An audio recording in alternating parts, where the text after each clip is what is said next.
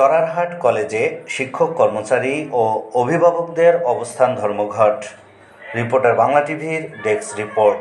দিনাজপুরের চড়ারহাট শহীদ স্মৃতি মহাবিদ্যালয়ের অধ্যক্ষের স্বেচ্ছাচারিতা ও বৈষম্যমূলক কার্যকলাপের বিরুদ্ধে ওই কলেজের শিক্ষক কর্মচারী, দাতা, প্রতিষ্ঠাতা ও অভিভাবকগণ বুধবার 28শে আগস্ট কলেজ ক্যাম্পাসে অবস্থান কর্মসূচি ও সুধী সমাবেশ করেছে।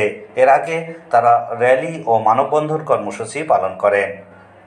কলেজ অডিটোরিয়ামে অবস্থান ধর্মঘট ও সুধী সমাবেশে প্রভাষক আঞ্জুয়ারা বেগমের সভাপতিত্বে দাবিসমূহ পেশ করেন প্রভাষক নুরুল হাসান। এ সময় উপস্থিত ছিলেন প্রভাষক রেহেনা বেগম, প্রভাষক মিজানুর রহমান, প্রভাষক এমদাদুল হক, প্রভাষক আরেফুর রহমান, প্রদর্শক আনোয়ার হোসেন, দাতা একরামুল হক, অভিভাবক পিয়ার উদ্দিন, রেজাউর রহমান প্রমুখ।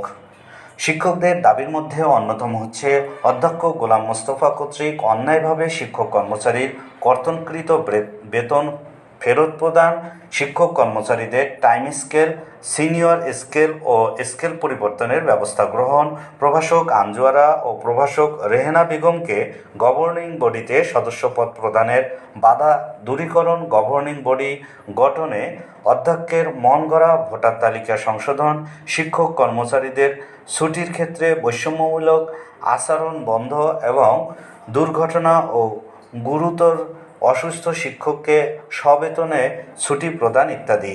অভিযোগে আরও বলা হয়, অধ্যক্ষ কলেজের যাবতীয় ফাইলপত্র ও হাজিরা খাতা নিজ বাড়িতে বাক্সবন্দি করে রেখেছেন।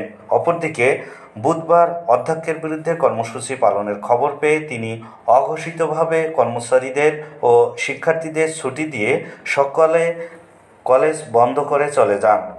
এ ব্যাপারে ওই কলেজের অধ্যক্ষ গোলাম মোস্তফা রিপোর্টার বাংলা টিভিকে বলেন, শিক্ষকদের অভিযোগ ও দাবিসমূহ নিয়মতান্ত্রিক নয় এবং তারাই বিভিন্ন অনিয়মের সাথে জড়িত। এই সমস্ত বৈষম্য যদি তিনি করতে না পারে, তিনি এতদিন কলেজ চালাতে একেবারে এলাকার কোনো লোককে ডাকেন নাই, কোনো সুধী সমাজকে ডাকেন নাই, ছাত্র অভিভাবককে ডাকেন নাই।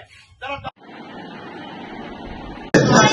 সেজন্য আপনি পীরগঞ্জের ঘটনা দেখেন, বাড়ির কাছে পীরগঞ্জের ঘটনা একটা সামান্য ঘটনা, এটাকে কেন্দ্র করে বিশাল একটা ইস্যু তৈরি করে ফেলেছেন।